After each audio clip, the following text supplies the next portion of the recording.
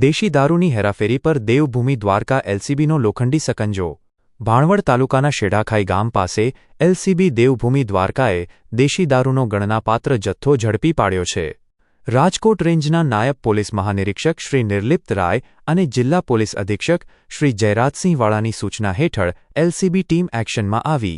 LCB incharge police inspector Shri NH. જોશીની રાહબરીમાં PSI Shri BM. Dev Murari અને ટીમે બાતમીના આધારે સફેદ ક્રેટા કારમાંથી 700 લીટર દેશી દારૂ ઝડપી પાડ્યો। આ કાર્યવાહીમાં ASI Harpalsinh U. Jadeja, HC Shaktisinh Jadeja, Shaktisinh Zala અને પીસી મનહરસિંહ જાડેજા સહિતની ટીમ જોડાઈ।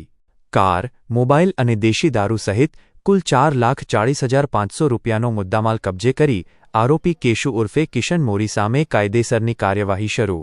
આવા જ લોકલ ક્રાઇમ અપડેટ માટે દ્વારકા ટુડે સાથે જોડાયેલા રહો।